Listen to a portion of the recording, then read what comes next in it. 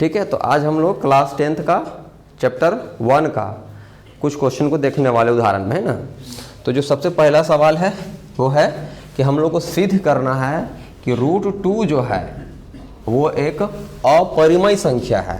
ऐसे तो हम लोग जानते हैं कि रूट वाला संख्या क्या होता है, अपरिमेय संख्या होता है, लेकिन हम लोग को क्या करना है, इसको प्रूफ करना है कि ये क्या है, अपरिमेय संख्या है। तो जब कभी भी इस तरह का सवाल आता है कि जो चीज़ है उसी को अगर प्रूव करना है तो उसके जस्ट हम लोग विपरीत मान लेते हैं, इसके जस्ट विपरीत मान लेंगे। अगर ये अपरिमेय संख्या है तो इसका उल्टा हम लोग मानेंगे कि परिमेय संख्या है, और उस परिमेय संख्या को हम लोग सॉल्व करके ये साबित करेंगे कि जो परिमेय हम माने हैं वो गलत है। वो क्या है, गलत है। इसका साफ मतलब निकलता है कि इसका मतलब ये एक अपरिमेय संख्या है ये। तो चलते हैं, इसको हम लोग बनाते हैं। सबसे पहले हम लोग मान लेते हैं, है ना, माना कि √2 एक परिमेय संख्या है। कैसा संख्या है, मान लिया कि √2 एक क्या है। अब देखो हम लोग गलत मान रहे हैं, बात समझना यहाँ पे, है ना, उल्टा मान रहे हैं, विपरीत। देखो क्या मान लिया, इसको विपरीत मान लिए हैं कि अपरिमेय सिद्ध करना था, हम लोग ने परिमेय मान लिए। हम लोग क्या मान लिए, और हम लोग जानते हैं कि अगर ये परिमेय संख्या है तो ये पक्का इस रूप में जरूर दिखेगा। क्या परिमेय संख्या का क्या होता है कि वो a/b या फिर p/q या कुछ भी बटा में रहेगा, लेकिन नीचे वाला 0 नहीं रहेगा। और एक बात याद रखना है, जब कभी हम लोग परिमेय संख्या लिखते हैं तो यहाँ इसके और इसमें एक के अतिरिक्त कोई भी उभयनिष्ठ नंबर नहीं होता है। मतलब ऐसे अगर यहाँ कोई 2 है तो नीचे क्या है, 3, तो 2/3 देखिए यहाँ कोई भी उभयनिष्ठ नंबर मिल रहा है। उभयनिष्ठ नंबर मतलब जैसे अगर हम बात कर दिए कि 4/8 ऐसे रख दिए ना, अब हम बोलेंगे कोई उभयनिष्ठ नंबर मिल रहा है, तो यस मिल रहा है। हम इसको ऐसे भी लिख सकते हैं 2 दूना 4, इसको ऐसे भी लिख सकते हैं 4 दूना 8, ऐसे लिख सकते हैं। तो देखो ये 2 मिल रहा है ना, या इसको ऐसे भी लिख सकते थे 4 1 4, इसको लिख देते हैं 4 दूना 8, देखो 4 4 मिल रहा है ना। तो इस नंबर का देखो 2 भी उभयनिष्ठ हो गया है और 4 भी उभयनिष्ठ हो गया है कि नहीं। लेकिन क्या इस संख्या का कोई भी उभयनिष्ठ नंबर है, नहीं है, कोई भी उभयनिष्ठ नंबर नहीं है। तो जब कभी हम लोग परिमेय संख्या लिखते हैं ना, तो परिमेय संख्या का यही अर्थ होता है कि ऊपर और नीचे एक के अतिरिक्त, यहाँ हम लिख दे रहे हैं क्लियर कि यहाँ a और b में एक के अतिरिक्त कोई भी उभयनिष्ठ संख्या नहीं है। अब ध्यान देना, a और b के अतिरिक्त कोई भी उभयनिष्ठ संख्या नहीं है, तभी वो समझ लीजिए क्या है, परिमेय है। अगर एक a और b में एक के अतिरिक्त कोई और अगर संख्या हमको मिल जाता है तो इसका क्या मतलब निकलेगा कि वो तब परिमेय संख्या नहीं है। बात को समझना है, हम लिंक को पकड़ना है। हम क्या बोलें कि यहाँ a और b में एक के अतिरिक्त कोई भी उभयनिष्ठ संख्या नहीं है। अगर हम लोग इसमें ऐसा कुछ दिखा देते हैं कि a और b में एक के अतिरिक्त एक और संख्या अगर ले आते हैं तो इसका मतलब ये निकल जाएगा कि तब ये a/b जो था, यानी कि जो √2 था, वो परिमेय संख्या नहीं था। तब इसका मतलब वो क्या है, फिर अपरिमेय। याद रखना इस नियम को ना, जब इस तरह का नियम कि जो चीज़ है उसी को प्रूव करना है, और प्रूव करने के लिए हम लोग उसके पहले विपरीत मानते हैं, तो इस नियम को हम लोग विरोधाभास कहते हैं। क्या कहते हैं इस नियम को, हाँ, इस नियम को भी याद रखना है कि इस नियम को हम लोग विरोधाभास कहते हैं। ठीक है ना, कौन सा, क्या कहते हैं इसको, विरोधाभास। याद रखना, विरोधाभास, जिसको हम लोग इंग्लिश में बोलते हैं method of contradiction. Method of contradiction, है ना, इसको हम लोग मेथड ऑफ कंट्राडिक्शन यानी कि विरोधाभास का नियम क्या विरोधाभास का मेथड भी कहते हैं। चलो अब हम लोग इधर आते हैं। अगर हम लोग इसमें क्या करते, b को इधर मल्टीप्लाई कर देते तो बन जाएगा ये b√2, इधर क्या बन जाएगा a। अगर हम लोग अब दोनों तरफ क्या कर देते हैं, वर्ग कर देते हैं, क्या कर देने पे, दोनों तरफ, क्योंकि देखो √2 है ना, क्या है ये √2, तो दोनों तरफ वर्ग करने पर, अगर दोनों तरफ हम लोग वर्ग करेंगे तो ये बन जाएगा b², और √2 का हम लोग जानते हैं √2 का स्क्वायर करने से क्या मिल जाएगा, 2 मिल जाएगा। तो ये आगे लिख देते हैं 2 बराबर, यहाँ क्या मिल जाएगा, a का स्क्वायर मिल जाएगा। अब हम लोग यहाँ देखो थोड़ा सा, अगर हम इस 2 को नीचे ले जाएंगे ऐसे दिखेगा b² बराबर a² डिवाइड बाई 2। तो यहाँ ऐसा लिखने से क्या मतलब होता है कि जो 2 है वो a² को डिवाइड कर रहा है, विभाजित कर रहा है। इसका मतलब है ना, अगर हम मान लो या कुछ ऐसा लिख देंगे 4/2, तो हम क्या बोलेंगे, 2 किसको भाग दे रहा है ना, हम ये नहीं बोलेंगे कि 2 जो है 4 को विभाजित कर रहा है। तो यहाँ वही बतिया लिखने वाले हैं कि यहाँ 2 जो है a² को क्या करता है, विभाजित करता है। अगर a² को विभाजित कर रहा है बाबू, इसका मतलब क्या है, वो a को भी विभाजित कर रहा होगा, ऐसे समझ लो। जैसे 4 है तो 4 को लिख सकते हैं 2 का स्क्वायर डिवाइड बटा 2। आप थोड़ा दिमाग लगाओ, जब 4 जो था वो 2 जो था वो 4 को विभाजित कर रहा था ना, इसका मतलब क्या है कि जो 2 है अंदर वाला 2 को भी विभाजित करेगा, नहीं एक बार में विभाजित तो करेगा ना, भाग तो करेगा, डिवाइड तो करेगा, तो काटेगा पक्का। तो यहाँ वही ला लिखे कि यहाँ पे 2 जो है a² को क्या कर रहा है, विभाजित कर रहा है। इसका मतलब तब ये भी कह सकते हैं कि जो 2 है वो a को भी विभाजित करता है, a को भी क्या करता है। इसका मतलब देखो कोई तभी कोई काट रहा है जब a के पास 2 का नंबर होगा, इसके पास कोई 2 का नंबर होगा, तभी तो काट रहा है। बात को समझना, हम क्या बोलना चाह रहे हैं, हम ये बताना चाह रहे हैं कि a² को कौन डिवाइड कर रहा है, 2, और a को भी कौन डिवाइड कर रहा है, 2। अब कोई संख्या 2 से कब कटेगा, जब वो पहले से 2 का पहाड़ा का रहेगा, है ना, 2 रहेगा, 4 रहेगा, 6 रहेगा, 8 रहेगा, तब ना काट रहा है उसको। अगर काट रहा होगा तो कोई एक नया संख्या देगा ना, काटने के बाद क्या करेगा, वो एक नया संख्या देगा। अगर मान लो हम इसको काट देंगे ऐसे 2 का पहाड़ा में, तो 2 एक नया संख्या दिया। अगर यहाँ 10 रहता तो काट देता 2 का पहाड़ा में 10 को, तो 5 देता, सूझ जाती है जी।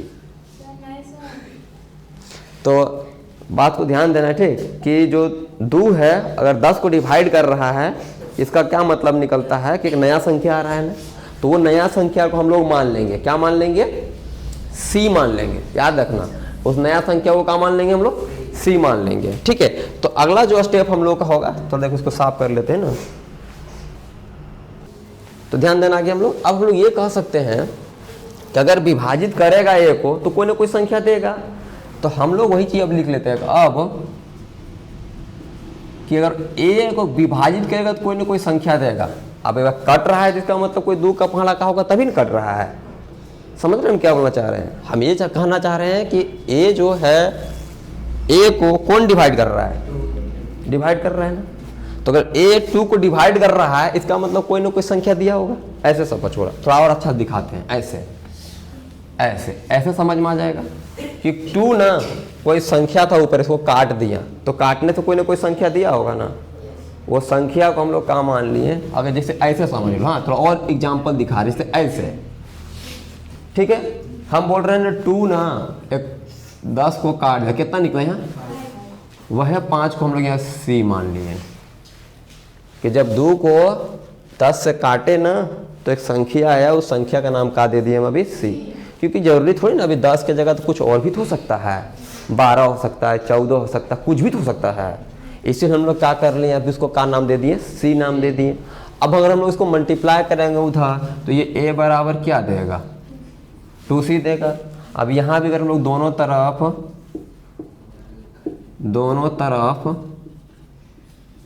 अगर वर्ग करेंगे तो क्या होगा, वर्ग करेंगे तो ये बन जाएगा a का स्क्वायर बराबर ये बन जाएगा 2 का स्क्वायर और c का भी स्क्वायर, है कि नहीं। तो 2 का स्क्वायर कितना होता है और c का स्क्वायर c स्क्वायर होगा, a का स्क्वायर a स्क्वायर ही होगा।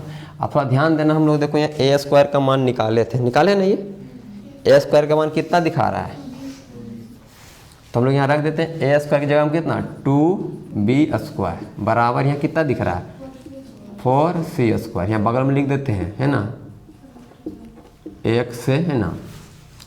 अब हम लोग यहाँ क्या कर लेते हैं कि 4 को डिवाइड कर देते हैं इधर, तो 2b स्क्वायर डिवाइड बटा 4 बराबर क्या निकला c स्क्वायर, क्या निकला रे। अब यहाँ काटेंगे तो यहाँ कितना मिला, नीचे 2 मिला, यानी कुल मिला के हम लोग क्या कर सकते हैं b स्क्वायर बराबर c स्क्वायर, ऐसा आ रहा है ना, b स्क्वायर डिवाइड बाई 2 बराबर c स्क्वायर। अब हम लोग को यहाँ देखने को क्या मिल रहा है, 2 जो है वो b स्क्वायर को भी विभाजित कर रहा है, तो यहाँ हम लोग यहाँ यही लिखने वाले हैं कि यहाँ पर 2 जो है b स्क्वायर को विभाजित करता है। अब इसका मतलब ये हुआ कि 2 भी क्या करेगा, 2 भी क्या करेगा b को भी, 2 क्या करेगा b को भी विभाजित करता है।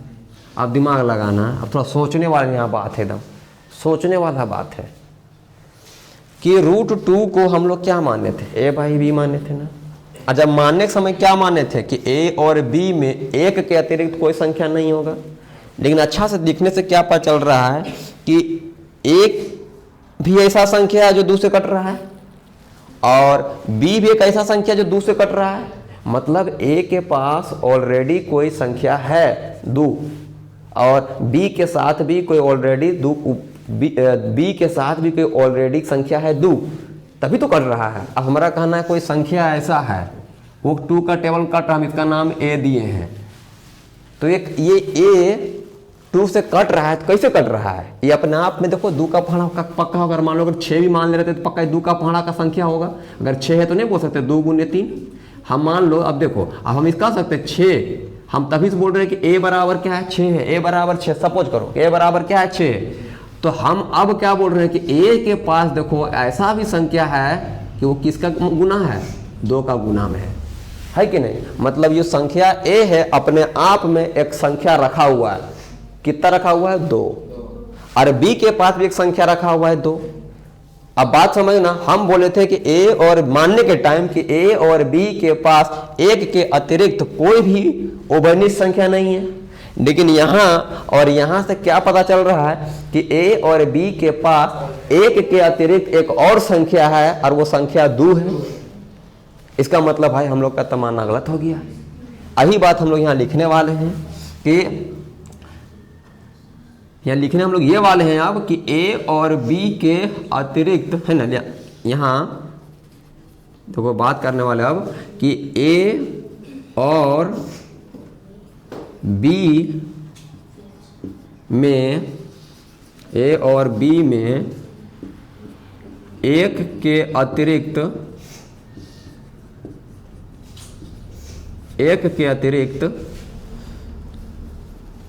एक और संख्या,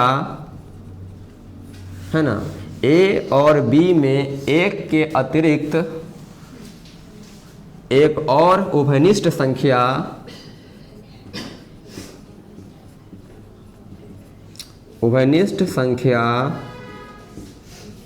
दो है। क्या है रे, 2 है। मतलब 2 जो है एक उभयनिष्ठ क्या है, संख्या है, किसका, a और b दोनों का।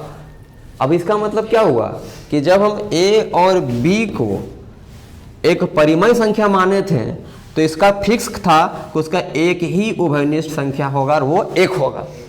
और हम लोग क्या देख रहे हैं कि a और b में एक के अलावा एक और उभयनिष्ठ संख्या मिल गया 2। मतलब हम माने थे जिसको परिमेय, वो क्या निकल गया, अब परिमेय नहीं निकला। अब परिमेय नहीं बोल सकते हैं, हम बोलेंगे अब ये परिमेय नहीं है। अतः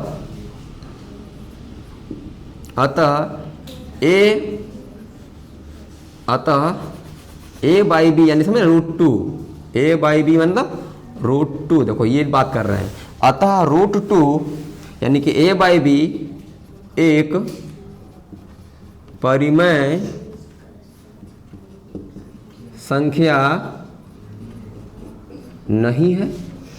अब देखो यहाँ से हम लोग ये पता चल गया कि a बाई बी एक परिमेय संख्या नहीं है। क्यों परिमेय संख्या नहीं है? क्योंकि इसमें भी कोई संख्या है, वो संख्या कौन है 2, और इसके पास भी एक संख्या है, वो संख्या कौन है 2। मतलब इन दोनों के पास एक संख्या एक्स्ट्रा मिल गया, और पहले माने थे एक संख्या एक्स्ट्रा नहीं है। समझ में आ रहा है गलती कहाँ हो रहा है? पहले माने थे ए और बी के पास कोई भी एक्स्ट्रा संख्या नहीं है, और अब पता चल रहा है कि ए और बी में एक के अलावा एक और एक्स्ट्रा संख्या है, वो है 2 है। इसका मतलब हम लोग जो ए बाई बी माने थे कि परिमेय संख्या है, वो परिमेय संख्या नहीं है। मतलब हम लोग का मानना क्या हो गया? गलत हो गया, है ना। देखो साफ साफ हम अपने भाषा में लिख दे रहे हैं कि हम लोग का मानना गलत सिद्ध हुआ, है ना। हम लोग का जो मानना था वो गलत सिद्ध हुआ। अच्छा, हम लोग क्या माने थे कि √2 एक परिमेय संख्या है, वो मानना जो हो गया वो गलत हो गया। हम लोग जो माने थे कि √2 एक परिमेय संख्या है, वो मानना हम लोग का क्या हो गया? गलत हो गया। तो वही लिख दिए कि हम लोग का मानना गलत सिद्ध हुआ, अतः √2 एक अपरिमेय संख्या है। समझ में आया? √2 क्या है? एक अपरिमेय संख्या है। तो ऐसे ही हम लोग क्या करेंगे? √3 को और √5 को सिद्ध करेंगे, ठीक है। बस ये ध्यान रखना है इसको सिद्ध करने के समय कि जहाँ पर 2 मिला था हम लोग का, वहाँ पर 3 वाला में 3 मिलेगा, 5 वाला में 5 मिलेगा। जैसे यहाँ बोले थे ए और बी के में एक के अतिरिक्त और उभयनिष्ठ संख्या, यहाँ 2 वाला का प्रूफ किया तो 2 मिला, 3 वाला का प्रूफ करेंगे तो 3 मिलेगा, 5 वाला का प्रूफ करेंगे तो यहाँ 5 मिलेगा। बात समझ में आ रहा है कि नहीं समझ में आ रहा है? एक बार अच्छे से देख लो, है ना। अगर कहीं किसी कोई दिक्कत है तो आप लोग अभी बोल सकते हो, ठीक है। समझ में आ रहा है ना मेरा बात? चलिए।